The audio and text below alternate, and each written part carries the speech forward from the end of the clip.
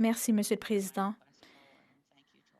Je remercie mes collègues de me permettre de prendre la parole ce matin. Ce qui s'est passé, c'est horrible. I start with these words. Our hearts are broken. Nos cœurs sont brisés. Nous sommes engourdis. Omar Kamisa, c'est ce qu'il a dit.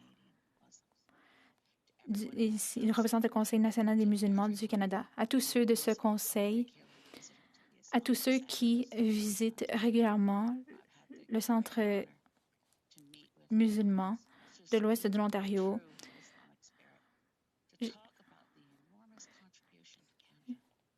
tous ceux qui contribuent concrètement, je pense à tous ceux qui contribuent concrètement au Canada. Vous avez tous une contribution immense. Les familles musulmanes sont une partie intégrale de notre pays. Nous sommes une famille partout au Canada et c'est un moment de grande tristesse sans nom pareil. We say these words over and over. Nous le disons ad nauseam.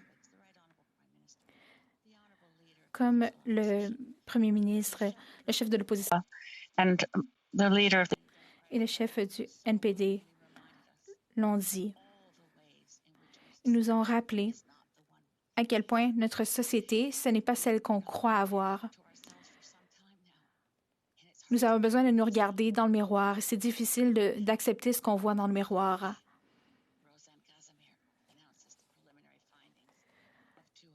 C'est difficile de voir ce qui s'est passé. 215 dépouilles d'enfants ont été trouvées sur le site du pensionnat de Kamloops. Et ce genre de choses nous rappelle que nous nous sommes unis par le passé. En plein hiver, en 2017, dans la ville de Québec, avec la communauté musulmane de Québec après la tuerie de la Grande Mosquée de Québec. Et à ce moment-là, nous nous étions dit, ça suffit, plus jamais. Et encore une fois, aujourd'hui, nous nous réunissons pour dire encore une fois, nous devons faire mieux. Je pense à la députée de Mississauga, Erin Mills, et à sa motion, la motion 103. Je pense à son courage. Je sais qu'elle a été ciblée. Elle a reçu des messages très haineux après s'être exprimée contre l'islamophobie. Et elle s'est prononcée contre toutes sortes de haine, contre l'antisémitisme, entre autres. Avec la motion 103, je pense que quand ça a été déposé, nous avons été exposés à l'islamophobie. Nombre de mes commettants, et j'en connais plusieurs, ce sont de très bonnes personnes, et je leur répondais, non, on ne va pas miser sur la chrétienté avec la motion 103. Avec la motion 103, ça ne veut pas dire en fait qu'on va imposer la charia.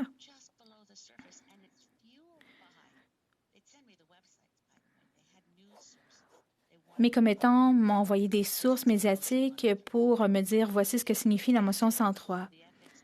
Hier, au comité de l'éthique, le ministre du Patrimoine, j'aurais aimé avoir pris des notes, mais il a énuméré toutes sortes de statistiques sur les crimes haineux, sur la hausse de ces crimes. Et les chefs de police nous le disent. Il y a une hausse de la haine et de la violence en ligne, d'incitation à la radicalisation, d'haine en raison de la couleur de peau d'autres personnes. I'm at a loss. Je ne comprends pas. En tant que chef politique, et moi, je suis ancienne chef du parti, et la chef Anami Paul a exprimé la grande tristesse que nous ressentons tous, mais tous les élus doivent prendre le temps d'écouter pendant un moment, peut-être inviter des membres de la communauté islamique pour nous parler, pour les écouter, parce qu'il y a quelque chose qui ne va pas à London. C'est une très belle communauté. J'y ai passé du temps et je veux présenter mes condoléances aux gens qui sont là. Le maire était autrefois le député de London West et pour les députés actuels de London, tous les députés touchés par cet événement. Je sais que vous avez le cœur brisé. Vous ne comprenez pas comment ça a pu se passer dans votre collectivité. Je ne comprends pas moi non plus.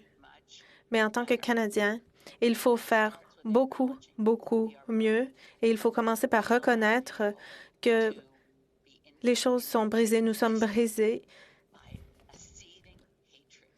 et qu'une haine persiste chez certaines personnes, puisque certaines personnes avec préméditation, comme ce qu'on a vu dimanche, eh bien, une personne avec préméditation a tenté d'éliminer toute une famille.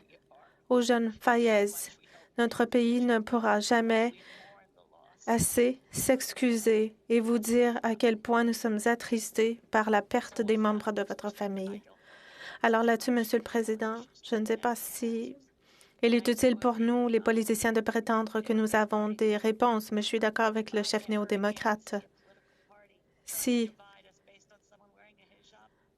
je vois encore une fois un parti politique tenter de nous diviser à cause de personnes qui portent un hijab, eh bien, il faut dénoncer à tous ceux qui font partie de la communauté islamique au pays, du fond du cœur. Nous vous demandons pardon. Nous demandons votre pardon parce que nous laissons cette haine perdurer. Nous sommes tous membres d'une famille humaine qui est brisée. Nos cœurs sont brisés et nous ne savons quoi penser. Merci, Monsieur le Président.